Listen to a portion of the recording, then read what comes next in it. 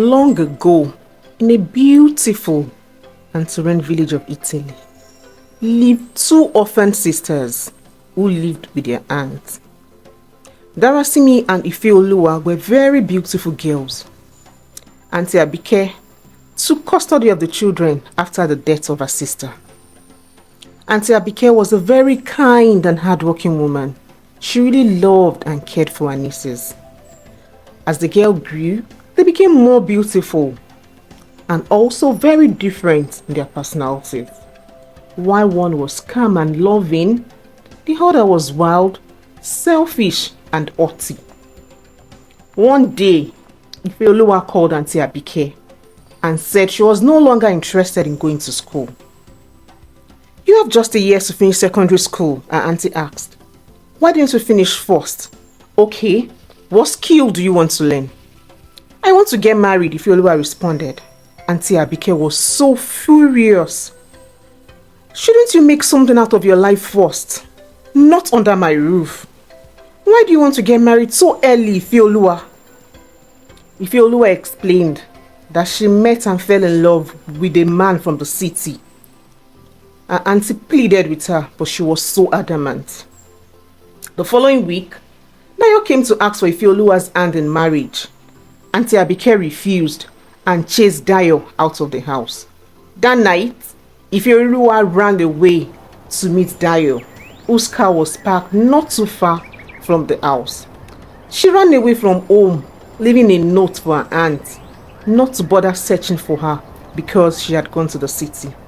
Auntie Abike was so worried. She wished Ifeoluwa could return home. Darasimi, on the other hand, continued with her education and learned different skills. Ifeoluwa got married to Dayo and they had two sons. But unfortunately, 10 years after their marriage, Dayo died. And after the death of Dayo, Ife was left with nothing because his family took everything from Ife. Ife had to return to the village with her sons because she couldn't afford to rent a house or feed them. She went back to her aunt's house in sadness.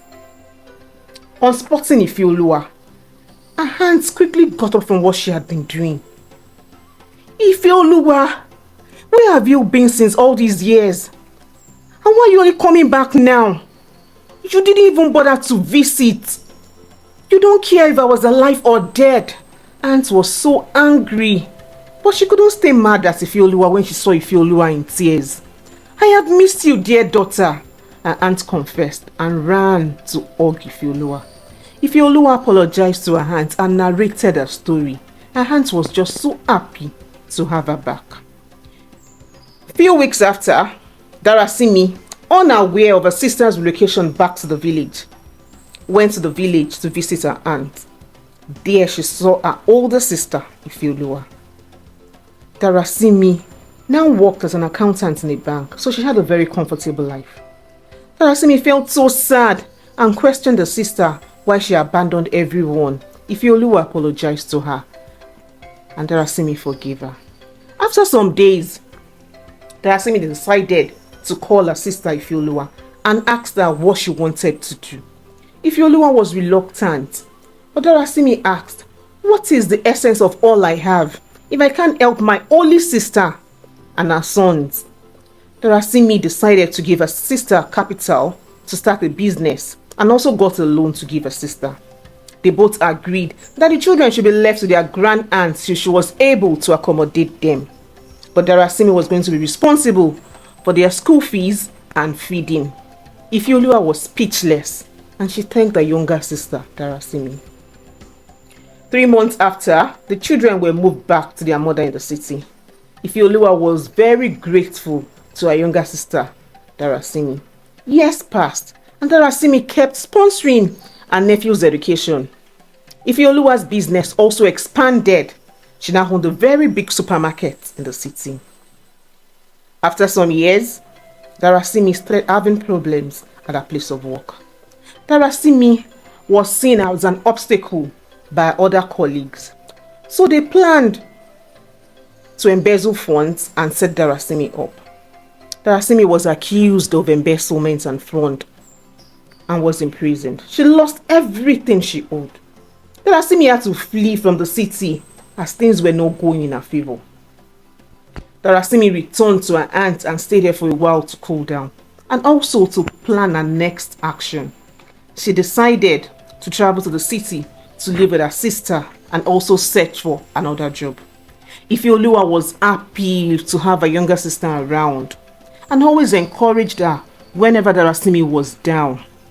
But after a few weeks, Ifeoluwa started putting up attitude and became very hostile to her younger sister Darasimi. On one occasion, Darasimi returned from an interview and she was famished. When she saw her sister and her children eating, she was so happy. She ran to the kitchen to get her plate. It was empty. Ifeoluwa told Darasimi that she couldn't continue feeding her as she worked only for her children. Darasimi went to bed straight and cried to God for mercy. She then decided to pick up a menial job as a laborer so she could feed herself. One day, Darasimi got back from work very late and her sister had locked the doors. Darasimi knocked and knocked, but there was no response. Then it started raining. It rained heavily. Darasimi had to sleep outside that night because she had nowhere to go. She cried and questioned God while she was going through that season of her life. The following morning, Ifeoluwa opened the door like nothing happened. Darasimi in tears asked her, "Are you not my blood sister? What exactly have I done to you? Why do you hate me so much?" Ifeoluwa just eased and ignored her younger sister. Darasimi then decided to return to her aunt in the village, but she had very little money. So she decided to work for some months and save up for her transport fare back to the village. On her way to work one morning, as she walked, she stared at the cars go by and as they casually walked. And she noticed an old woman who sat by herself at the side of the road. The woman smiled and greeted Darasimi. Darasimi noticed something strange about the woman. Hours went by when Darasimi was returning back from work with the little money she had made for the day. Suddenly, she heard a very loud noise. A bike had just knocked someone down. Darasimi moved closer and saw the same old woman she had seen earlier in the day. Darasimi, with the help of another passerby, took the old woman to the hospital. But something drew Darasimi to the woman, so she stayed the night with the old woman and paid the little she had on her so her treatment could commence. The following day, Darasimi went to the nearest police station to file a report. There she met the woman's family who were searching for her. She narrated how she met the woman and took them to the hospital. The old woman's husband thanked Darasimi and explained that his wife had amnesia and nobody knew when exactly she left the house. The woman's husband was so grateful and thanked Darasimi. The following day, Darasimi also decided to check on the woman in the hospital. There she met the husband again and was introduced to their first son, Tade. And as fate would have it, Tade used to be one of her customers at her former place of work. They were so happy to see themselves and they exchanged contacts again. Darasimi left the hospital and she continued doing her menial job so to save enough money to return to the village and also start a mini business. One day, she was home getting ready to go to work and Ifeoluwa called her that she had a visitor. Darasimi was shocked to see Tade and wondered how he got to know her house. He thanked Darasimi for not ignoring his beloved mother at that critical moment and also parting with the little she had on her. They talked about the events that led to her dismissal in her office, and Tade promised to help her get another job and also investigate into the fraud that led to her dismissal. It was later discovered that some of her colleagues stole her password to commit the fraud.